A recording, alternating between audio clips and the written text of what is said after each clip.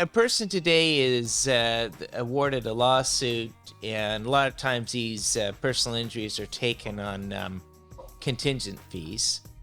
And so they get a great settlement coming through. The attorney takes a good chunk of it, and then they find out that they have to pay some tax.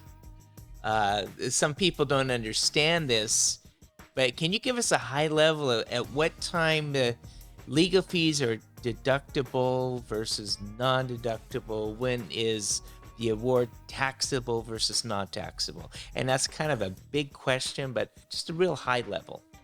Sure. No, it is a big question, and it's a pivotal one.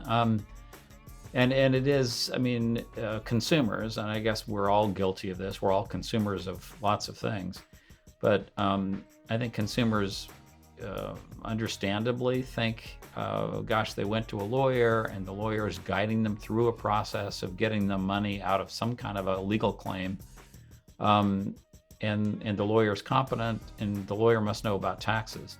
And I think it is a danger area for plaintiffs' lawyers, because some of them, very well-meaning, will give some tax advice, and it may or may not be right. I've unfortunately been an expert witness in a lot of cases over tax issues, where my role is to explain the tax issues or give an opinion about whether something's taxable or not, or how something was handled. But most litigators, most tax lawyers can't advise someone how to file a lawsuit. I wouldn't be able to. And most litigators are not competent on tax. So everything, most things, I should say, almost everything are taxable. Anytime you get money, you can pretty much assume the IRS and the state, wherever you are going to view it as taxable. The big exception to that would be personal physical injury recoveries.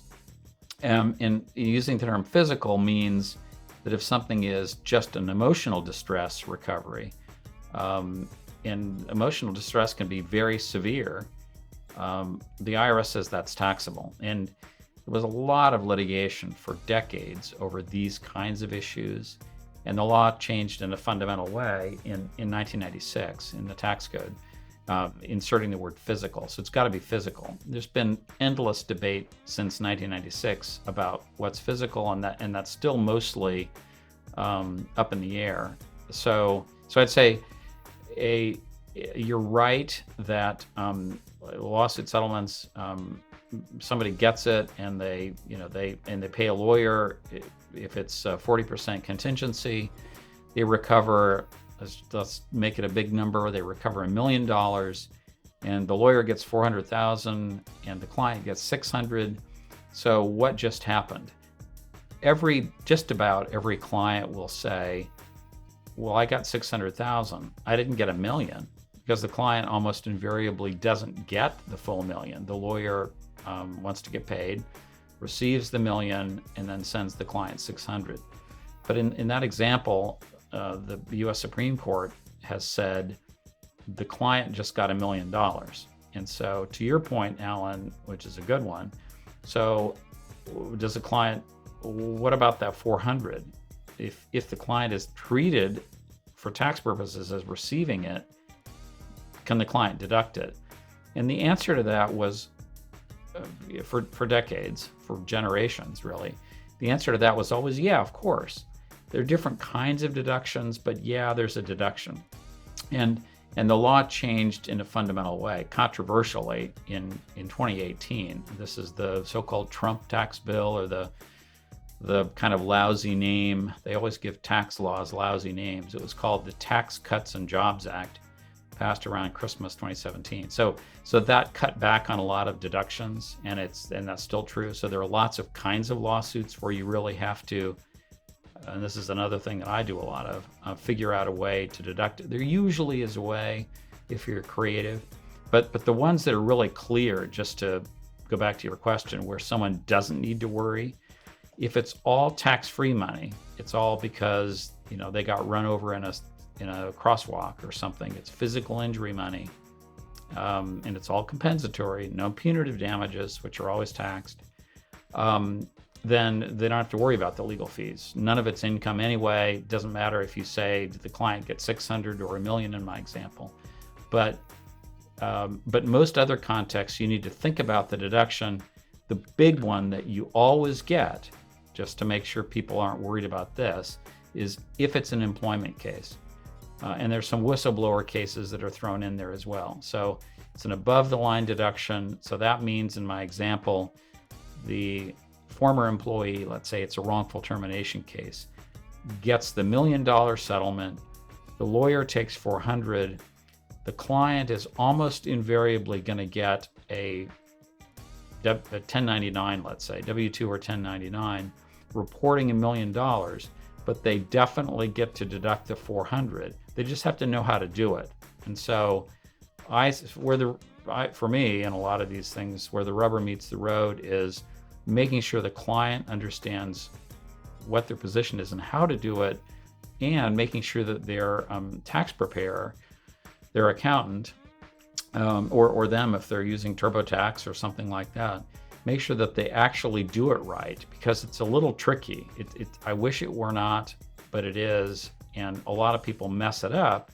And then a year or two later, even though the law on that point really isn't controversial, they end up in an audit circumstance and they're trying to defend a position that should have been easy in the first place. So at a high level, if I can draw your $1 million example, 40% attorney fees, net of 600,000. If the full $1 million is subject to tax and attorney fees are not deductible, then 50% rate, they're walking out with roughly about 300,000 of the 30% of the settlement there. In an extreme case, as I say, I mean, not to say this is subverting the rules or something, but one of the things about the tax law that I know you know is there are sort of infinite shades of gray. So there are certainly things that we as tax professionals, certainly things that people cannot do, arguments that you can't make. But there are vast areas of things that are simply not clear, or whether it's sort of arguable you can do something, and it kind of depends on the circumstances. So yeah, what you say is true, though. If you read the rules literally and you apply them literally and you're not creative, there have been some cases where someone actually, because the legal fees are so high, some cases that are on appeal and go up and down the appellate courts and this kind of thing, so many sets of lawyers, where people have paid so much in legal fees, not been able to deduct their legal fees, and they actually lose money because of winning a lawsuit. And of course that makes no sense. But it does put a premium on sort of being aware beforehand, being aware ideally before the client signs a settlement agreement. A lot of these things can be shaped in the document, and that's not improper. In fact, it's smart. It's a shame not to do it.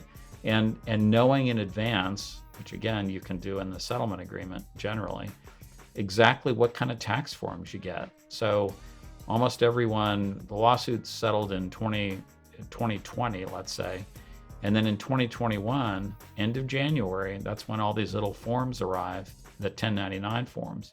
And a lot of people open the mail and they're shocked. Well, wait a minute, I got 600,000. How come it's saying I got $1 million? And the worst thing to do is just ignore it, because then a year later, after they file their tax return, they have problems.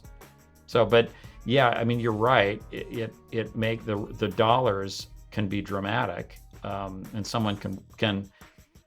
It's not an easy thing to explain to someone. Because they want to think, how can this be? And it's a tough thing to answer. Rob, there was people that learn about this. Oftentimes, these attorneys negotiating settlements will quickly say, "I don't know anything about tax law," which is a code for you better go get some advice on whether or not this is taxable.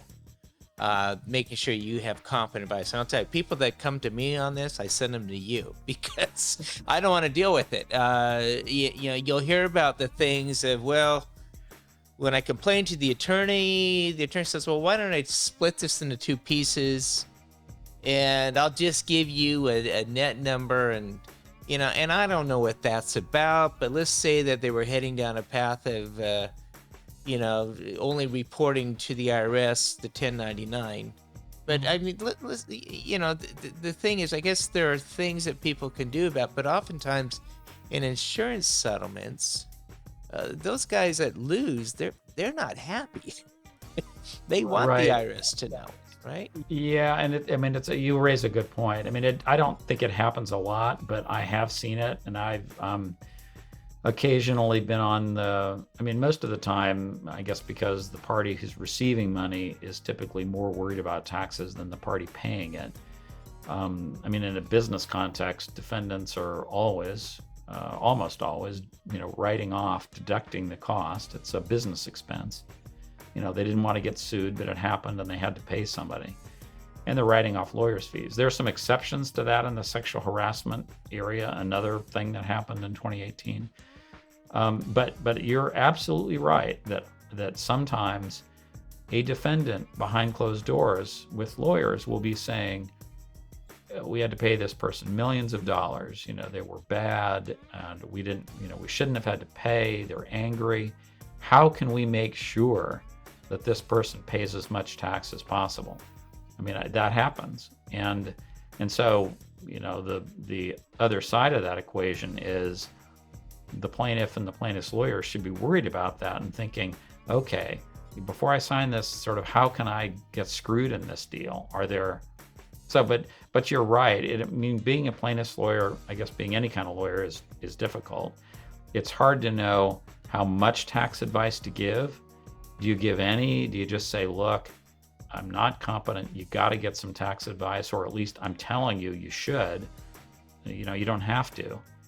But it's a difficult circumstance, and it kind of happens every day because there are so many lawsuits.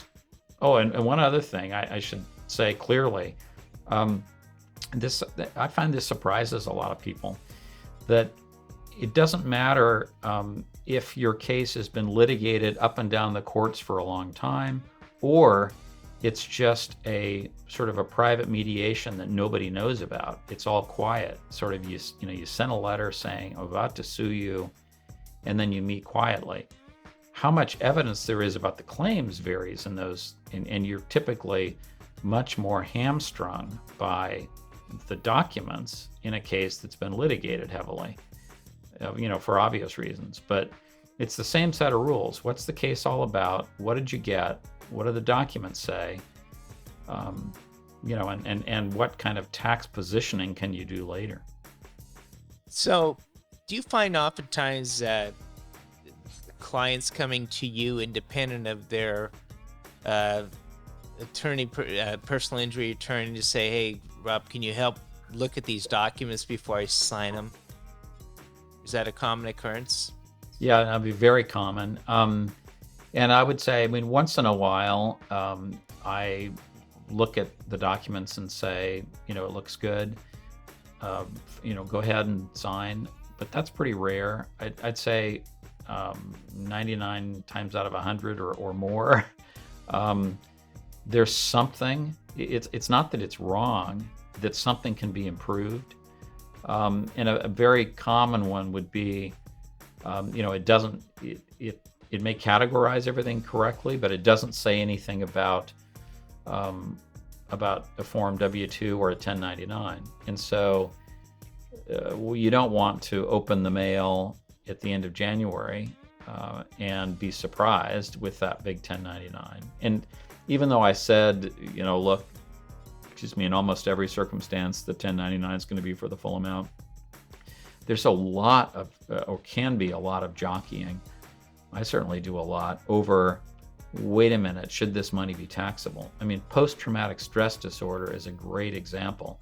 So that's I think the first client I saw with PTSD was with people coming out of the military. But it's very common now in in sort of bystander cases, or cases involving something terrible you see, or a terrible fear that you experience, some trauma that, no one hits you, but it's nevertheless very real trauma.